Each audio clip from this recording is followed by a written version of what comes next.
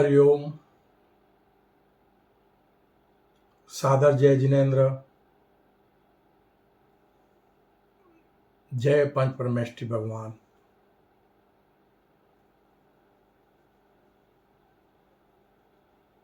बंधुओं, कल की ज्ञान सागर के अनुसार आध्यात्मिक बातें बताने से पहले मैं सर्वप्रथम हमारी सुंदर सृष्टि की रचयिता, सृष्टि के सभी देवी देवताओं के, संपूर्ण मानव जगत के लोगों के, परम माता पिता परमात्मा, सृष्टि के सभी जीव जीवात्माओं के जन्मदाता पालनहार, देवलोक में विराजमान हमारे परम माता पिता परमात्मा सगुण पर ब्रह्म को बारंबार नमन करता हूं, जिन्हें शिव शक्ति, आदम हवा, आदम ईव के नाम से भी जाना जाता है और उनका प्रतीक है शिवलिंग। उस दिव्य महाशक्ति को नमन करते हुए मैं संपूर्ण ब्रह्मांड के स्वामी, विशाल ब्रह्मांड के रचयिता, अजन्मे निष्कलंक निराकार, ज्ञान विज्ञान और आत्मशक्ति के दातार, सृष्टि के सभी देवी देवताओं और मानव के भीतर आत्मस्वरूपता में विद्यमान हमारे निर्गुण परम ब्रह्म को, परम गुरुवर, गुरुओं के भी गुरु, परम गुरुवर निर्गुण परम ब्रह्म को भी सत सत नमन करता हूं। इसी के साथ इस कर्म भूमि पर मुझ कल की साधक को जन्म देने वाले मेरे संसारी माता पिता को भी मैं बारंबार नमन करता हूं, जिन्होंने मेरा पालन पोषण किया और मुझे जीवन जीना सिखाया। और इसी के साथ में मैं अपने परम माता पिता परमात्मा सगुण पर ब्रह्म और अपने परम गुरुवर निर्गुण परम ब्रह्म से करबद्ध प्रार्थना करता हूं कि हे प्रभु, हे परम माता पिता परमात्मा, हमारे संपूर्ण विश्व मानव परिवार के लोगों को कर्म करने का वो ज्ञान प्रदान करो, वो सद्बुद्धि प्रदान करो, जिससे हमारी कर्म भूमि पर मानव मात्र सत्कर्मी निष्काम कर्म योगी बन जाए, कर्म भूमि पर भरपूर सुख शांति वैभव समृद्धि प्राप्त करते हुए निरोगी काया और लंबी उम्र को प्राप्त करे और मंगलमय जीवन के साथ मानव मात्र इस कर्म भूमि पर अपने मानव जीवन को सार्थक बनाए।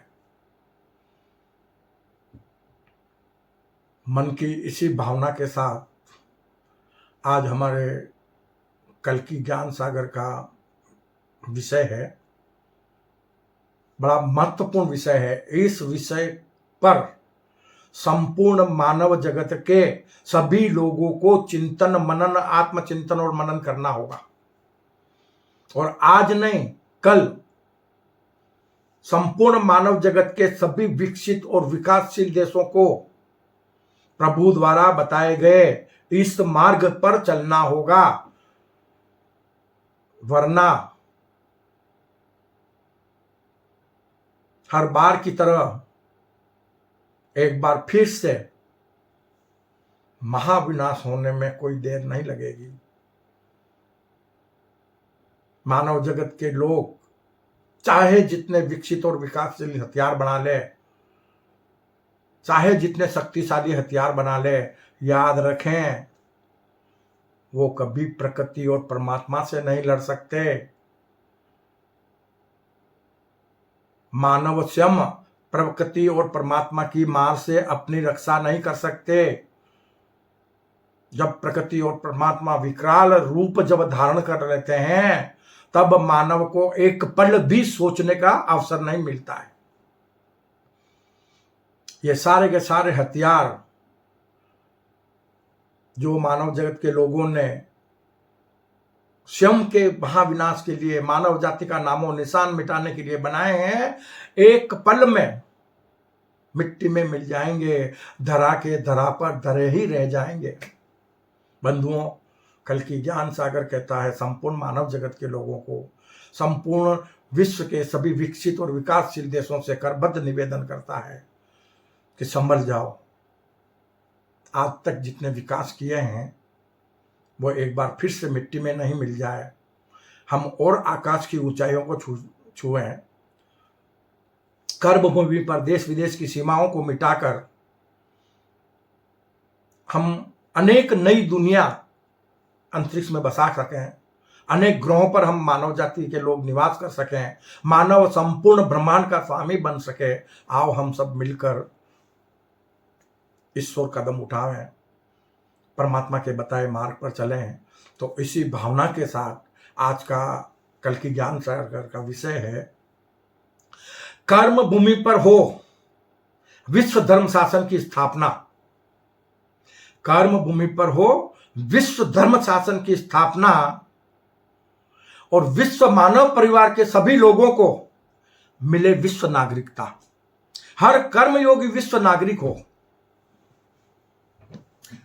तेरे मेरे और राग द्वेष के सारे भेद मिट जाएं, सारे अहंकार मिट जाएं, देश विदेश की सारी सीमाएं मिट जाएं और एक विश्व मानव परिवार एकजुट हो जाए, संपूर्ण विश्व में शांति कायम हो जाए। हमारी कर्म भूमि पर सतयुगी दुनिया का सृजन होकर हमारी कर्म भूमि अविनाशी स्वर्ग बन जाए। कब? जब हम प्रभु के बताए मार्ग पर चल देंगे। कल की ज्ञान सागर में बताए मार्ग पर संपूर्ण मानव जगत के लोग विकसित और विकासशील देश चल देंगे तो निश्चित तौर पर देखते ही देखते यह धरती स्वर्ग बन जाएगी। किसी को मरकर स्वर्ग और मोक्ष नहीं जाना पड़ेगा। तो आज का विषय बड़ा महत्वपूर्ण विषय है कि कर्म भूमि पर हो विश्व धर्म की स्थापना और हमारे विश्व मानव परिवार के सभी लोग बने विश्व नागरिक।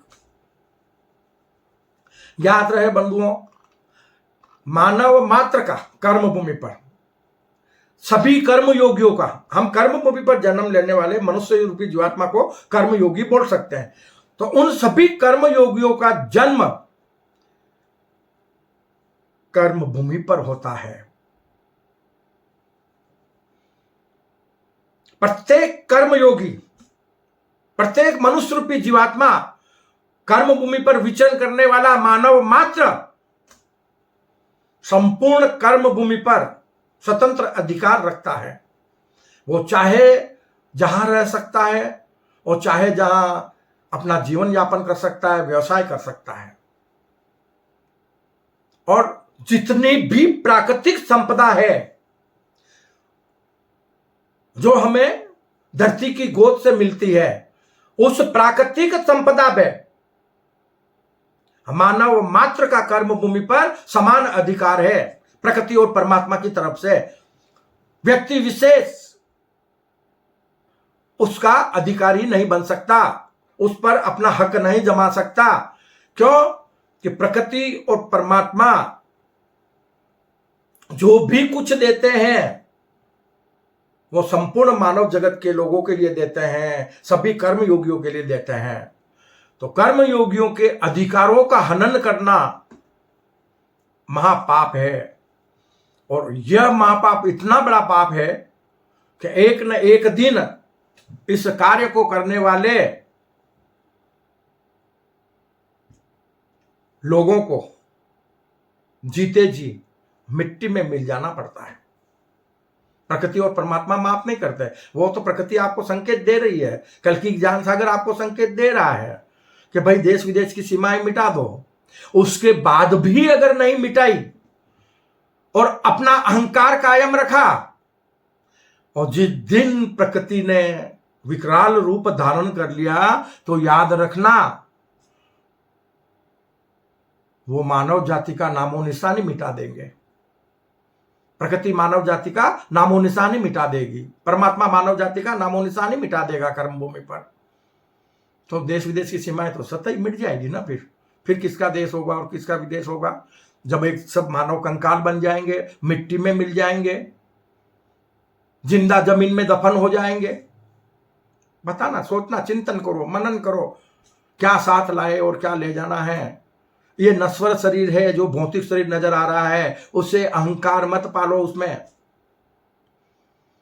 ये परमात्मा स्वरूप है भीतर से, उसके भीतर के स्वरूप को जानो। ये बाहरी स्वरूप, बाहरी स्वरूप आपको मायावी दुनिया में सत्कर्मी बनने से विचलित करता है, तामसिक प्रवृत्ति का बना देता है। कब? जब आप इस मानव तन के बनकर जियोगे। ये ऊपरी रूप है, कौन सा? प्रकृति के पंच तत्वों से बना ये भौतिक शरीर और ये मायावी दृष्टि, वो सत्य नहीं है, महामाया है, जो मानव को इस कर्म भूमि पर जन्म मरण के चक्र में, बंधन में बांध के रखती है। तो इसके लिए हमें संपूर्ण सृष्टि में, सृष्टि के सभी जीवों के साथ प्रेम और सद्भावना रखते हुए, सबकी सेवा और सबके प्यार की भावना रखते हुए जीवन यापन करना चाहिए। तो हम किसी के अधिकारों का हनन ना करें, प्रकृति और परमात्मा का दिया हुआ हम सब समान रूप से बांट के खावें। सब तो उसकी संतान है ना, सब तो वो ही है ना। तो फिर आपस में भेदभाव किस बात का है?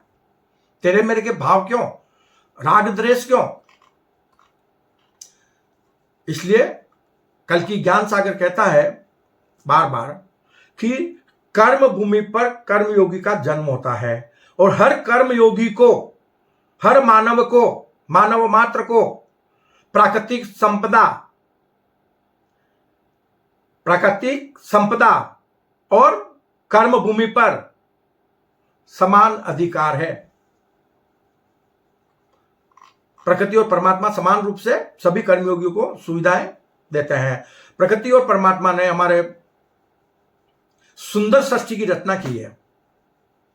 वो सृष्टि को सुंदर बनाना चाहते हैं, और सुंदर तब बनेगी जब मानव सुंदर बन जाएगा, मानव सत्कर्मी बन जाएगा, मानव निष्काम कर्मयोगी बन जाएगा। जब तक मानव में अहंकार जागृत है, जब तक मानव इस भौतिक शरीर का, नश्वर भौतिक शरीर का बनकर जीता है, तब तक सृष्टि सुंदर नहीं बन सकती।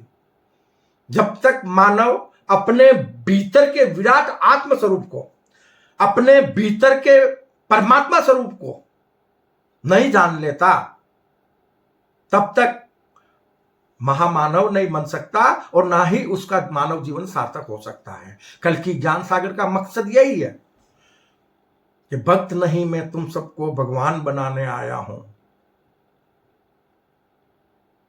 कल की ज्ञान सागर कहता है आप स्वयं ही परमात्मा का स्वरूप हैं, साक्षात रूप हैं। परमात्मा स्वरूप तो सृष्टि के सभी जीव है, मानव साक्षात परमात्मा का रूप है। बस खुद को जान ले, खुदा बन जाएगा। वो खुदा स्वरूप है, उसका अपना खुदा अंदर भीतर बैठा हुआ है। उसके स्वरूप को जान लो तो आप ही खुदा हो जाओगे ना। अपने भीतर के खुदा को जान लो, अपने भीतर के परमात्मा को जान लो,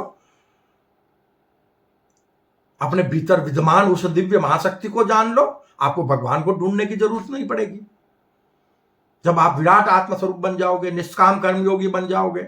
हम बार बार आपको कहते हैं ना, निष्काम कर्मयोगी। निष्काम कर्मयोगी का मतलब यह होता है कि आपका हर कर्म निस्वार्थपूर्ण हो, जिसमें अपना कोई स्वार्थ ना हो, तो आप अकर्मी हो जाओगे। आपको कर्मों का दोष लगेगा ही नहीं, कर्मों का पाप ही नहीं लगेगा, आप कर्मयोगी रहोगे ही नहीं, आप परमात्मा का स्वरूप बन जाओगे। अपने आप को अकर्मी बना सकते हो कर्म भूमि पर रहकर, और अकर्मी बन गए तो आप भगवान बन जाओगे। जैसे हमारे अवतारी महापुरुषों के बारे में हम कहते हैं, राम, रहीम, ईसा, गुरु नानक, बौद्ध, महावीर, कृष्ण, कबीर, कहीं महान हमारे धर्मगुरु हुए हैं ना। उन्होंने अपने भीतर के स्वरूप को जाना, बाहरी स्वरूप को नहीं जाना। अपने भीतर के स्वरूप को जाना, और भीतर से ज्ञान जो परमात्मा से मिला, वो उस मार्ग पर चल पड़े तो वो हमारे धर्म गुरु बनकर हमको ज्ञान दे सके, वरना तो दुनिया में बहुत आते हैं बहुत जाते हैं, सब तो परमात्मा को नहीं पान लेते हैं ना। लेकिन कल की ज्ञान सागर अब ऐसा कार्य करने जा रहा है कि मानव मात्र कर्म भूमि पर अद्भुत रहस्यमय सृष्टि सृजन का रहस्यमय ज्ञान प्राप्त कर ले, मानव मात्र अपने सत्य स्वरूप को जान ले, मानव मात्र कर्म भूमि पर ईश्वर और अवतारवाद की धारणाओं से मुक्त हो जाए। यह कल की ज्ञान सागर कहता है। कोई अल्लाह, ईश्वर, प्रभु, परमेश्वर, ये मानव के दिए हुए नाम है सब, अलग से वो कोई दिव्य शक्ति ऐसी नहीं है, और जो दिव्य शक्ति है उसका कोई नाम नहीं है। ये तो हम लोगों ने अपने अपनी भाषा, जाति संप्रदाय के अनुसार, धर्म संप्रदाय के अनुसार अनेक नाम दे दिए हैं, और वो तो अनामी है। क्यों? कि है ही निराकार है, उसका कोई रूप आकार है ही नहीं, तो नाम कैसा? अनामी का नाम क्यों और निराकार का आकार क्यों? आप आकार पूछते हो ना मूर्तियां बना के, अरे वो जो है ही निराकार है तो उसको आकार क्यों दे रहे हो? आकार तो आप खुद हो ना। याद रहे, बहुत गहरी बात बता रहा हूं, याद रहे, ये कल की ज्ञान सागर का संदेश है। चिंतन करना इस बात के ऊपर कि हम मानव कर्म भूमि पर अज्ञानतावश स्वयं के भीतर बैठे हुए ईश्वर को, दिव्य महाशक्ति को नहीं जानकर उसे बाहर मंदिरों में, मूर्तियों में, धार्मिक स्थलों में उसे ढूंढ रहे हैं। हमारे भीतर विद्यमान दिव्य महाशक्ति को हम नमन नहीं करके, जो ये पुतले, ये स्वरूप, उसने ये मूर्ति बनाई है ना, जो आपको दिख रही है मानव के रूप में, एक बड़ी शानदार मूर्ति है। कानों से सुन सकती है, मुंह से बोल सकती है, आंखों से देख सकती है, हाथों से काम कर सकती है, मन के विचार अपने मुंह से, जुबान से बोल के व्यक्त कर सकती है। कितना बेहतरीन पुतला बनाया ऊपर वाले ने। और कर्म भूमि पर मानव अपने भीतर बैठे उस दिव्य महाशक्ति का ये नश्वर तन रूपी मूर्ति बना रहा है। वो मानव बना रहा है ना, भगवान ने नहीं बनाई है। तो उस मूर्ति के सामने तो हम सब नमन कर रहे हैं। उस मूर्ति को हमने भगवान बना दिया, जिसको मानव ने बनाया है। जिस मूर्ति को मानव ने बनाया उसके सामने पूरी दुनिया नमन कर रही है। और जिस मूर्ति को परमात्मा ने बनाया उसे कोई नमन क्यों नहीं करता है? उसको कोई क्यों प्यार नहीं करता? उस मूर्ति से क्यों लोग नफरत करते हैं? सोचना, चिंतन करना कि ये परमात्मा द्वारा बनाई गई मूर्ति, उसको लेके हम आपस में लड़ रहे हैं, उसको लेके हम एक नहीं हो रहे। ये परमात्मा का स्वरूप है, उसे हम नमन नहीं कर रहे। लेकिन मानव द्वारा बनाए गए परमात्मा स्वरूप, पाषाण की मूर्तियों को पूरी दुनिया झुकती है, पूरी दुनिया उसको प्यार करती है, पूरी दुनिया उससे मन्नतें मांगती है। तो बाबा मन्नतें ये जिंदा मूर्ति से मांगो ना, ये तो परमात्मा की बनाई हुई है, और क्या कुछ नहीं देगा आपको, और देती भी है। क्यों? कि परमात्मा जो भी मन्नतें उस मूर्ति से मांगोगे ना, तो देने के लिए बनाएगा तो निमित्त किसी मानव को ही, मानव ही तो कोई निमित्त बन के आपको देगा ना। तो फिर मूर्ति कौन सी निमित्त बने? परमात्मा की बनाई हुई। मंदिर की मूर्ति से आपने मन्नत मांगी, और मन्नत पूरी कौन करता है? किसी न किसी रूप में, मानव के रूप में, मानव ही प्रकट होकर, परमात्मा ही प्रकट होकर आपका कार्य कर जाते हैं। आप कहते हैं मेरी मन्नत पूरी हो गई। तो यहां आध्यात्मिकता के ऊपर चिंतन करना, मनन करना बहुत गहरी बातें हैं। तो आज का हमारा जो विषय चल रहा है कि सुंदर सृष्टि के रचिता परम माता पिता परमात्मा, हमारे प्रकृति और परमात्मा, वो कोई भी मानव किसी कर्म योगी के अधिकार का अगर हनन करता है तो प्रकृति और परमात्मा उस बात को स्वीकार नहीं करते।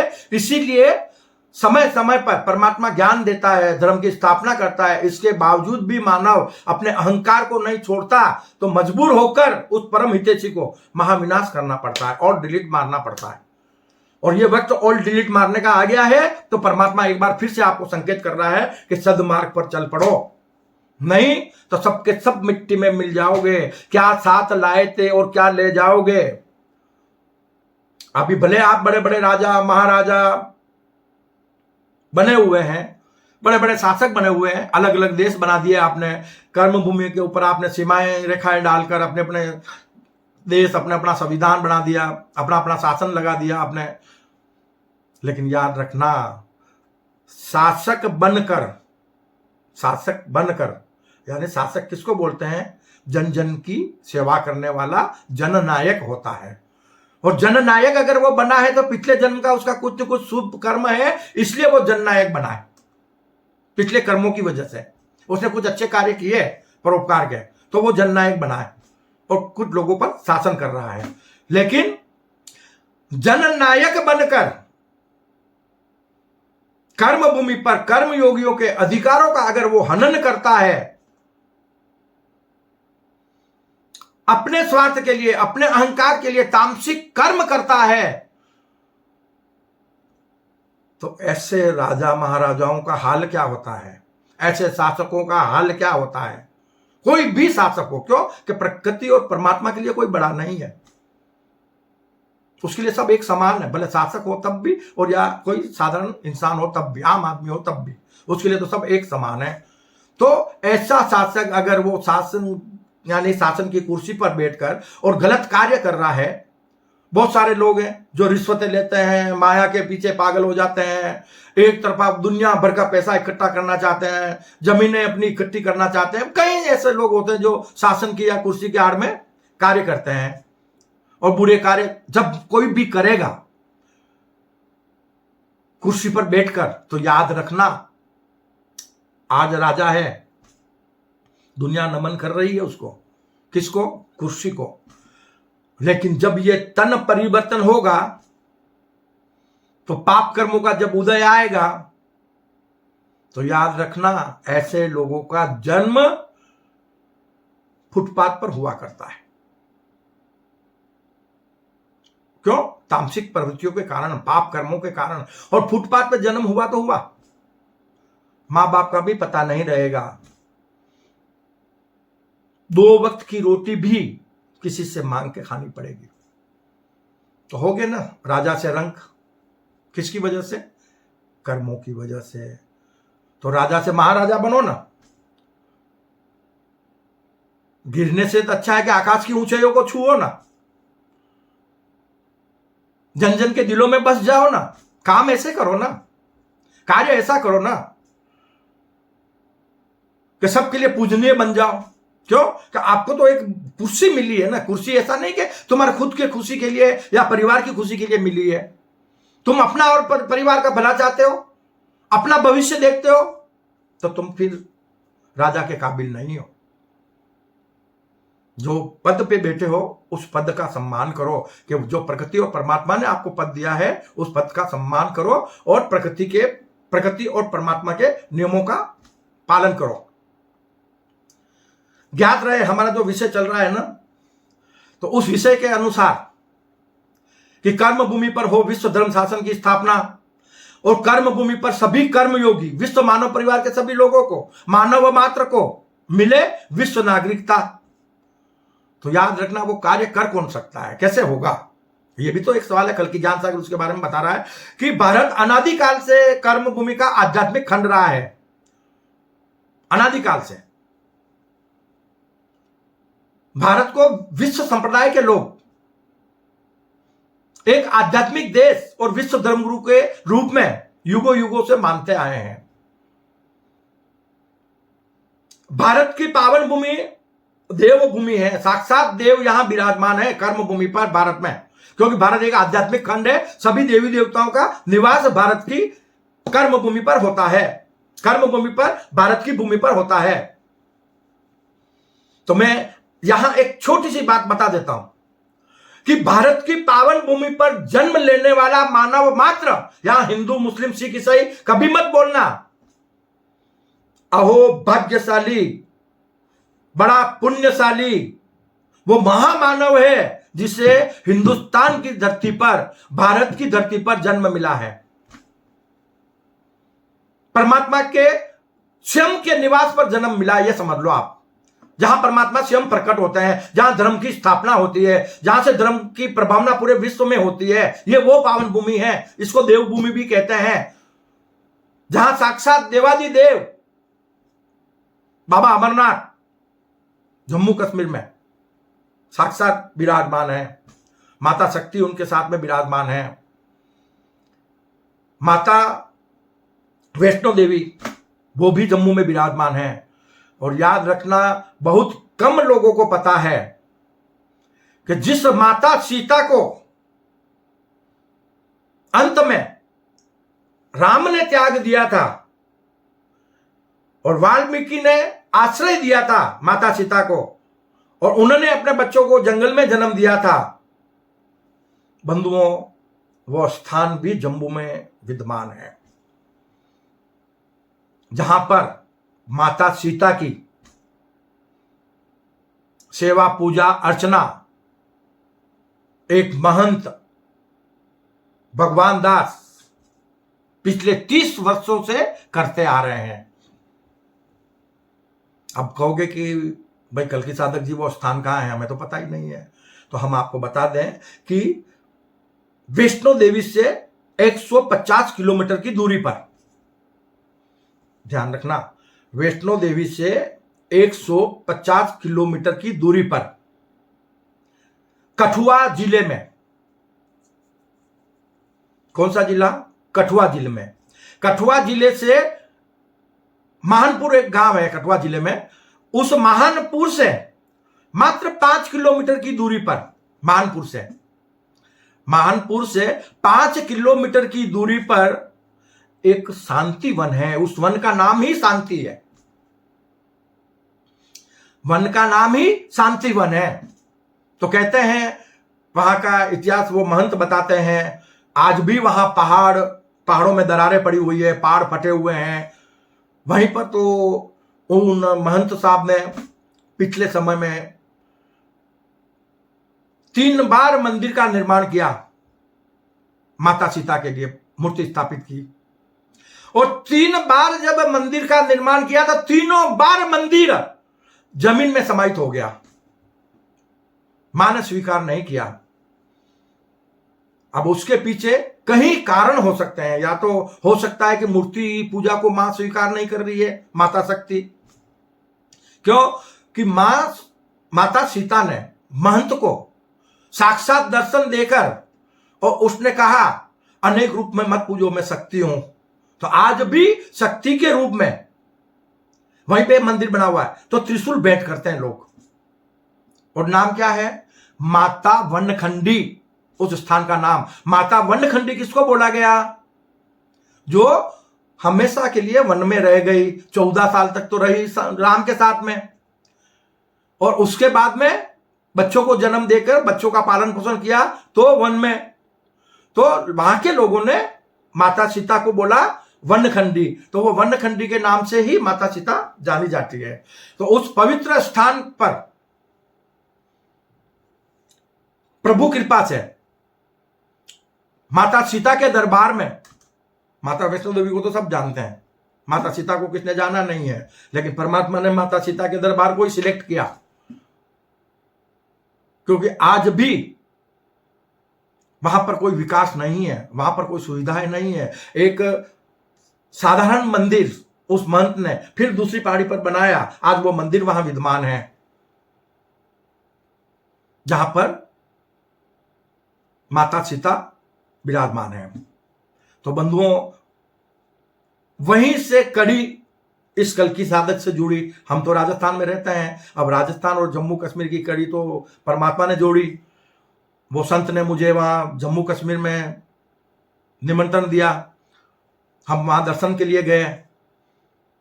तो वो संत ने वहां पर फिर कल्कि ज्ञान सागर का ध्वज लहराया, विश्व धर्म ध्वज, और बोला कि माता ने आपको बुलाया है,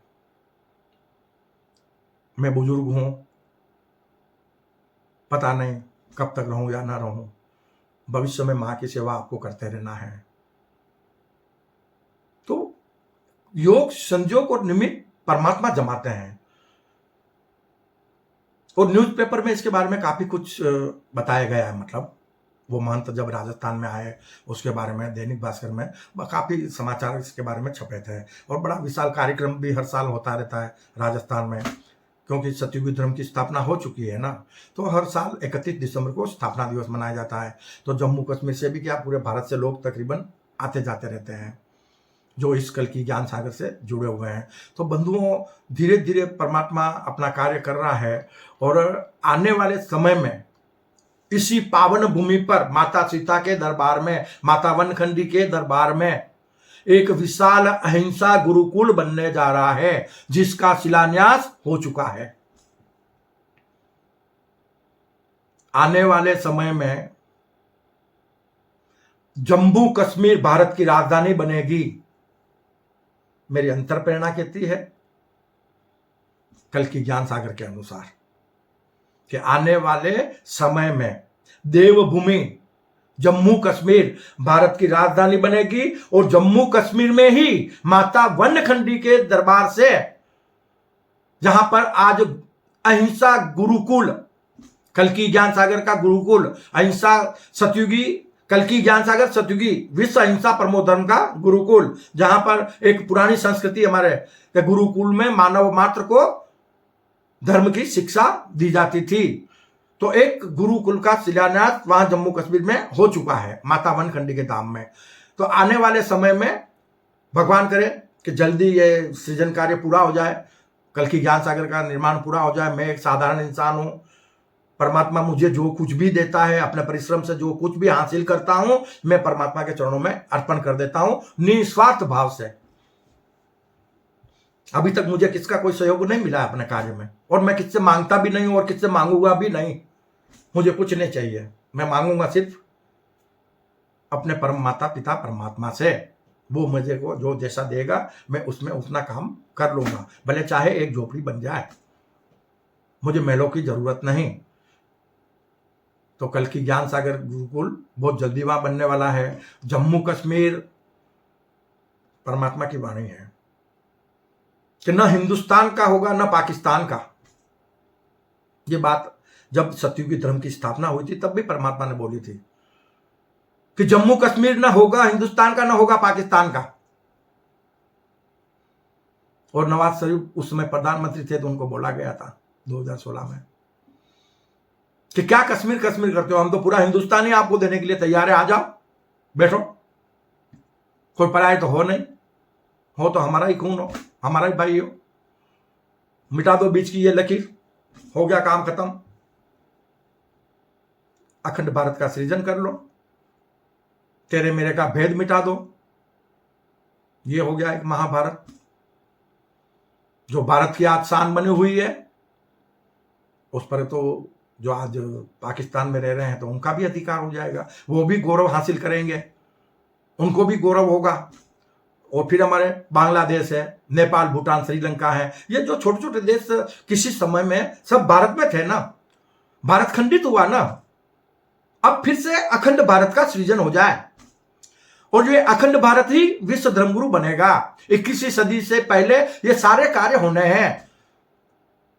पाकिस्तान, नेपाल, भूटान, श्रीलंका, ये ऐसे सभी देशों का, बांग्लादेश, ये सभी देशों का भारत में फिर से विलय हो जाएगा। और ये विलय होने के बाद में अखंड भारत बनेगा, और अखंड भारत बनने के बाद भारत विश्व धर्मगुरु बनेगा। और जब भारत विश्व धर्मगुरु बनेगा तो उसका गौरव उन सभी देशों को प्राप्त होगा जो आज बांग्लादेश, नेपाल, भूटान के नाम से, श्रीलंका के नाम से जाने जाते हैं, पाकिस्तान के नाम से जाने जाते हैं। क्यों? कि हमारा पूरा परिवार तो वही है ना। और उसके बाद में फिर भारत जब विश्व धर्मगुरु बन जाएगा, उसके बाद में धीरे धीरे सारी कर्म भूमि पर, पूरी कर्म भूमि पर देश विदेश की सीमाएं मिट जाएगी। तो आज का विषय वही है कि विश्व नागरिकता मिले, तो उसका बीजारोपण कहां होगा? जम्मू कश्मीर में। जम्मू कश्मीर क्या है? देवभूमि है। बाबा अमरनाथ वहां विराजमान है, माता वैष्णो देवी विराजमान है, माता सीता वहां विराजमान है। तो कल्कि अवतार भी अलग से थोड़ी अपना काम करेंगे, कल्कि अवतार का झंडा भी, कल्कि ज्ञान सागर का झंडा भी जम्मू कश्मीर में लहराएगा। तो उन्होंने इस कल्कि साधक को निमित्त बनाकर मेरी साधना के अनुकूल उन्होंने जम्मू कश्मीर के द्वार खोल दिए। अपने कार्य के लिए। और वो महंत बोले कि जितनी भी जमीन माता वनखंडी के अंदर मुझे मिली हुई है प्रशासन से, आप उस पर परोपकार के सेवा के कार्य अपन मिलके करेंगे, आप और हम मिलकर। तो इससे बढ़िया और क्या हो सकता है। वो आदमी भी, महंत भगवान दास जी निष्काम कर्मयोगी हैं, उन्हें कुछ नहीं चाहिए। ये कल की साधक है, उन्हें भी कुछ नहीं चाहिए। तो ऐसे लोगों का जब समूह होता है, ऐसा एक अहिंसा परिवार एक बन जाता है ना, तो वो धरती को स्वर्ग बना जाता है, जहां स्वार्थ है ही नहीं, निस्वार्थ भाव से खड़े होना होता है। तो ऐसी निस्वार्थ कार्य की जो भावनाएं होती है, वो मानव को सुख शांति वैभव समृद्धि प्रदान करती है। तो आने वाले समय में जम्मू कश्मीर में विश्व धर्म शासन की स्थापना होकर संपूर्ण विश्व में कल की ज्ञान सागर के माध्यम से धर्म की प्रभावना होगी। और होगी धर्म की प्रभावना तो विश्व धर्म शासन स्थापित होगा। समझना बात को। तो विश्व धर्म शासन में होगा क्या? देश विदेश की सारी सीमाएं मिट जाएगी। विश्व में जो महान विभूतियां हैं, जो आज मानव शासक बने हुए अपने अपने देशों के, वो सभी मिलकर एक धर्म शासन की स्थापना करेंगे और उन सबको सेवा का मौका दिया जाएगा। वो सब मिलकर कर्म भूमि पर स्कूल, कॉलेज, हॉस्पिटल्स सभी वातानुकूलित होंगे। किसके लिए? संपूर्ण मानव जगत के लोगों के लिए। पूरी कर्म भूमि पर सभी स्कूल एयर कंडीशन, कॉलेज सभी एयर कंडीशन, सभी हॉस्पिटल्स एयर कंडीशन। कहीं प्राइवेट स्कूलों में या प्राइवेट हॉस्पिटल में जाके जेबें नहीं कटवानी पड़ेगी, मुंह मांगा पैसा नहीं देना पड़ेगा, निःशुल्क स्कूलों में पढ़ाई संपूर्ण मानव जगत के लिए निःशुल्क। हॉस्पिटल में दवाइयां, इलाज निःशुल्क। भारत ने एक प्रयास किया था ना हमारे यहां, आज भी हमारे स्कूलों में एक तरह से निःशुल्क पढ़ाई हो रही है भारत में। और हमारे हॉस्पिटलों में जाओगे वहां भी निःशुल्क दवाइयां आज हम प्राप्त कर ही रहे हैं।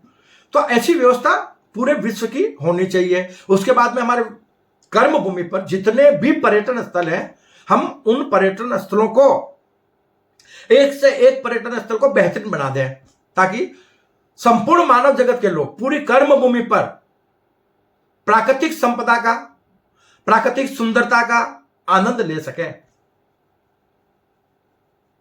ये बन गई धरती स्वर्ग, और इस स्वर्ग में आप रहने का आनंद लो।